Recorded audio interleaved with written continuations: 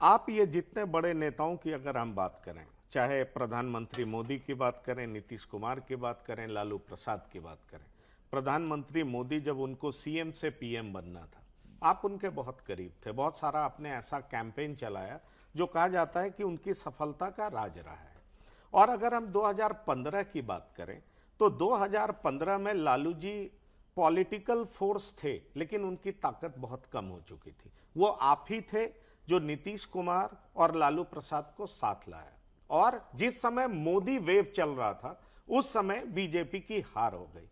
आप कहीं ना कहीं आपको पछतावा होता है कि इन लोगों का साथ देके नहीं समर्थन देकर के आपसे गलती हुई? नहीं, देखिए 2015 में नीतीश कुमार की मैंने मदद की।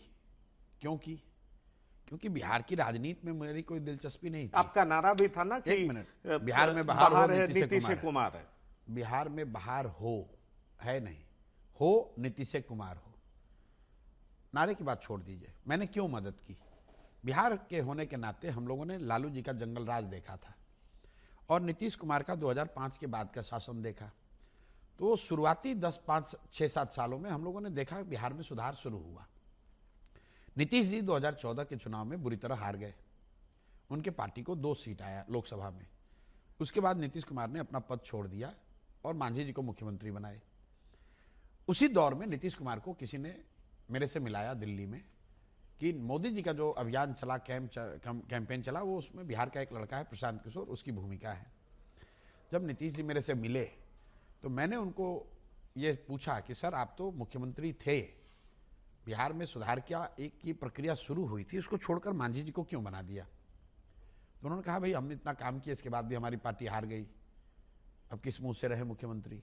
तो मेरा ये कहना था कि लोकतंत्र में आपको तो लोकसभा में जनता ने हराया ना, मुख्यमंत्री के तौर पे तो हटाया नहीं है।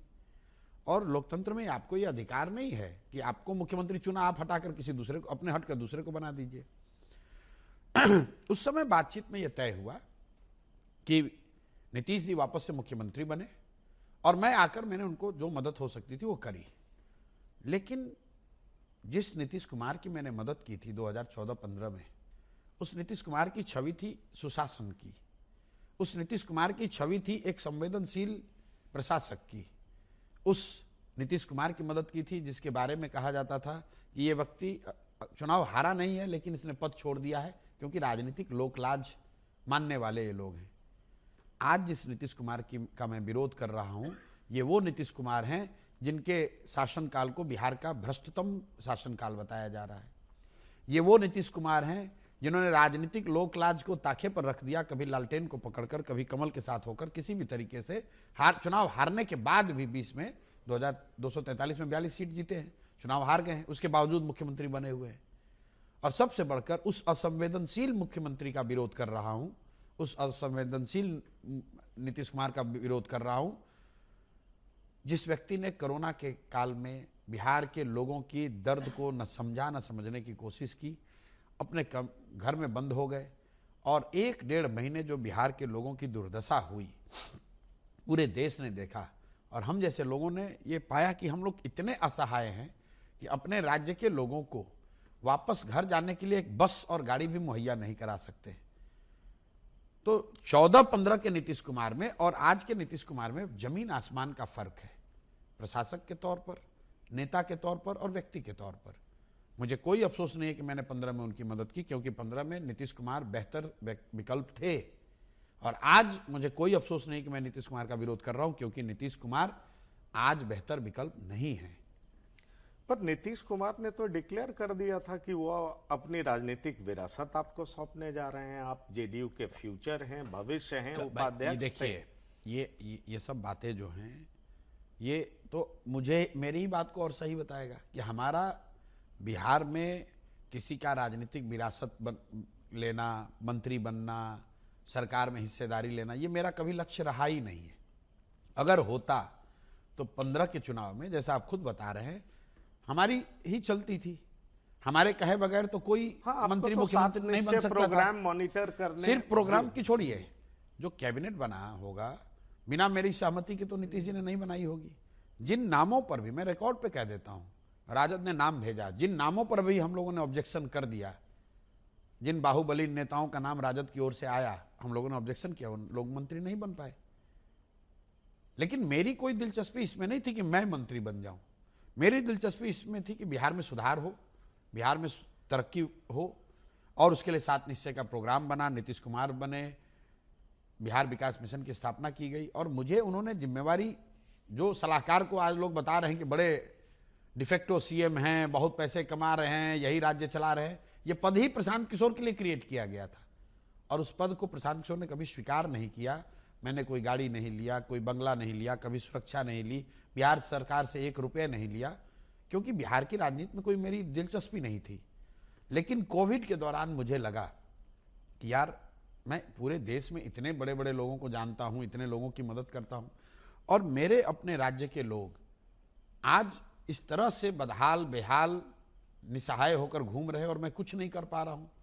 तब मेरे मन में आया कि नहीं, अब बिहार जाएंगे और बिहार की व्यवस्था में कुछ ऐसा करेंगे कि बिहार में सुधार हो। ऐसा सुधार हो कि हम लोग के बच्चों को बाहर न जाना पड़े, कोई उनको दिल्ली में, महाराष्ट्र में, तमिलनाडु में गाली ना दे, उनको थप्पड़ ना मारे, उनको धक्के दे के बाहर ना भगाए। और यहाँ आने के बाद वो अभियान शुरू किया है और ईमानदारी से, परिणाम की चिंता किए बगैर वो प्रयास कर रहे हैं। एक बहुत बड़ा कारवां बन गया है। जिन लोगों ने कहा कि प्रशांत किशोर कुछ नहीं कर पाएंगे, तो बिजनेसमैन है, इससे क्या होगा, आज देख लीजिए। सबसे ज़्यादा वो लोग आज प्रशांत किशोर से डरे हुए हैं, जनसुराज से डरे हुए हैं। 2 महीने के बाद बिहार में देश के इस कालखंड का सबसे बड़ा राजनीतिक इतिहास क्रिएट किया जाएगा। जनसुराज यहाँ जीत कर आएगी और आप लोग उसको कवर करेंगे और लोग उस पर एनालिसिस करेंगे कि आखिर ये हुआ कैसे। नहीं, ठीक है, हम आपको शुभकामनाएं पहले ही दे देते हैं, लेकिन अभी कुछ सवाल और पूछना बाकी है। एक तरफ आपने कभी कहा कि जो चिराग हैं वो अच्छे नेता हैं, दूसरी तरफ आपने कहा कि अशोक चौधरी ने अपनी बेटी के लिए टिकट खरीद लिया और ये सबको पता है। देखिए, क्या अच्छा नेता टिकट बेच सकता देखिए, है? मैं आपके डेफिनेशन में ये आता है? आपने अच्छा सवाल किया। कई लोगों ने ये कहा कि भाई आप खरीदने वाले क्यों बोल रहे हैं, बेचने वाले को क्यों नहीं बोल रहे हैं। पहली बात कि चिराग पासवान की राजनीतिक पार्टी के कार्यकलापों पर मेरा कोई सहमति असहमति नहीं है। ये उनका दल है, उसमें बहुत बाहुबली नेता चुनाव लड़ते हैं, वो सही है गलत है इससे मेरा कोई लेना देना नहीं। उनका अपना राजनीति करने का तरीका, वो भाजपा के साथ है, मैं भाजपा के विरोध में हूँ। चिराग पासवान को मैं एक चीज़ के लिए पसंद करता हूँ, मेरे व्यक्तिगत तौर पे मित्र हैं, और मैं एक बात के लिए पसंद करता हूँ कि वो बिहार में विशुद्ध जाति की जो राजनीति होती है, धर्म के नाम पर बांटने की जो राजनीति होती है, वो चिराग पासवान नहीं करते हैं।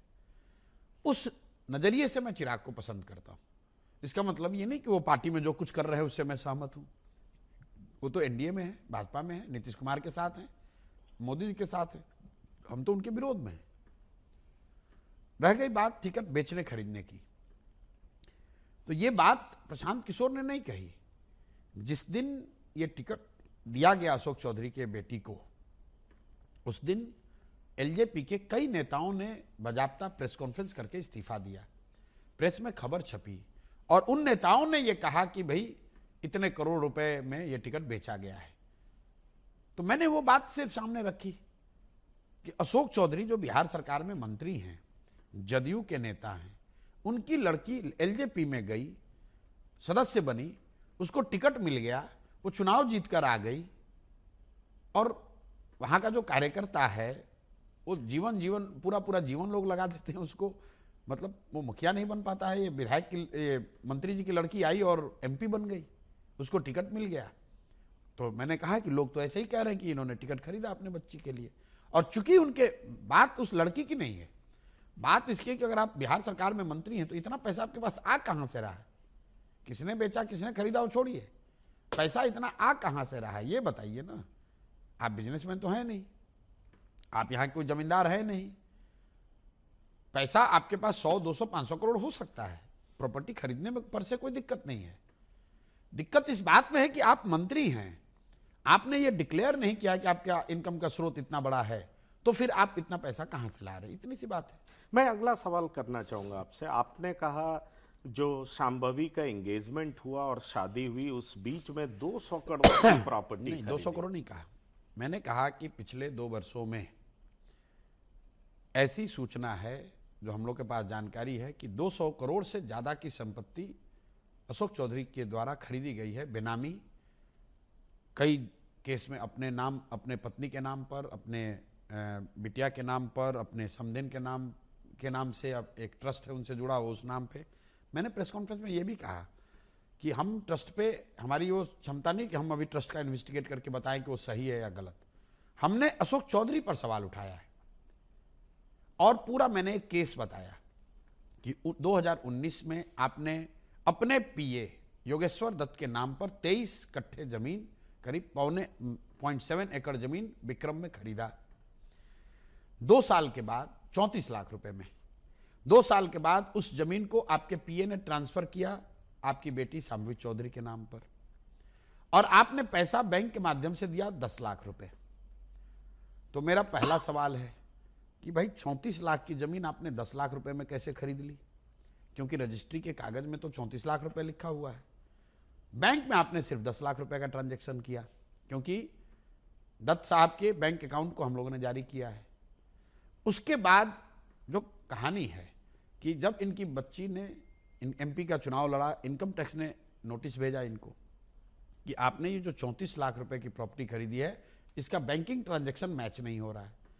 तो 2025 में ट्रांजैक्शन के 4 बरस के बाद अशोक चौधरी ने शांभवी चौधरी के अकाउंट से 25 लाख रुपए फिर से दत्त साहब के अकाउंट में भेजा। तो ये एक पूरा फुल प्रूफ केस मैं आपको दिखा रहा हूं कि कैसे बेनामी ट्रांजैक्शन ये करते हैं। मेरे भाई 19 में आपने अपने पीए के नाम पे जमीन खरीदा, फिर 2 बरस के बाद आपने बच्ची के नाम पे ट्रांसफर करा लिया। कोई कह सकता है इसमें गलत क्या है? कोई गलत नहीं है, लेकिन 34 लाख की जमीन पीए ने आपको 10 लाख में क्यों दे दी? और अगर दिया तो फिर 4 बरस के बाद फिर उसी पीए को 25 लाख रुपए क्यों दे रहे हो? देखिए, पशुपालन घोटाला हुआ, उसको लोग कहते हैं 1000 करोड़ का है, 900 करोड़ का है, लेकिन लालू जी को जिस केस में सजा हुई वो तो 90 लाख रुपए के ट्रांजैक्शन के लिए हुआ ना। तो मैंने जो जनता के सामने बात रखी है कि ये बेनामी ट्रांजैक्शन करते हैं, प्रॉपर्टी खरीदते हैं, इसकी ये जानकारी है, पुख्ता जानकारी बैंक अकाउंट के साथ। हम कोई इन्वेस्टिगेटिंग एजेंसी तो है नहीं। उसके बाद हमने ये बताया कि इनकी बेटी की जो एंगेजमेंट हुई है, उस दिन से शादी के बीच में 34 करोड़ 88 लाख रुपए की जमीन खरीदी गई है। मैंने जमीन का प्लॉट नंबर, डीड नंबर और किस बैंक से कितना पैसा गया है ये मैंने बताया है, जनता के सामने रखा। नहीं बिल्कुल, पर आप उसको काट दीजिए कि हम झूठ बोल रहे हैं। पर वही शांभवी ने आज स्टेटमेंट दिया है कि आचार्य किशोर कुणाल के पैर के धूल के बराबर नहीं है पीके, क्योंकि उनकी इंटीग्रिटी इम्पिकेबल थी, वो जबरदस्त ऑनेस्ट थे। तो आप इसमें भी पॉलिटिक्स देख रहे हैं क्या कि एक ऑनेस्ट ऑफिसर के खिलाफ आपको भिड़ाया जा रहा है? ऐसा है, किशोर कुणाल जी से मेरे बहुत व्यक्तिगत संबंध थे, वो आज इस दुनिया में नहीं है। किशोर कुणाल जी पर कोई टीका टिप्पणी हुई नहीं है। इल्जाम अशोक चौधरी पर है, किशोर कुणाल पर नहीं है। ये बेवकूफ मत बनाइए। शांभवी जी आपके पिताजी मंत्री हैं, उन पर आरोप है 200 करोड़ का, किशोर कुणाल जी पर नहीं है। तो अशोक चौधरी को जवाब देना है। किशोर कुणाल का तो कोई चर्चा ही नहीं हुई है। किशोर कुणाल का नाम तो वो ला रही हैं। अगर ये कह रहे हैं कि किशोर कुणाल से जुड़े हुए संस्था का नाम लिया गया है, तो मैंने ऑन रिकॉर्ड कहा कि जियालाल आर्य जो उस न्यास के हेड हैं, वो बहुत ईमानदार अफसर की उनकी छवि है।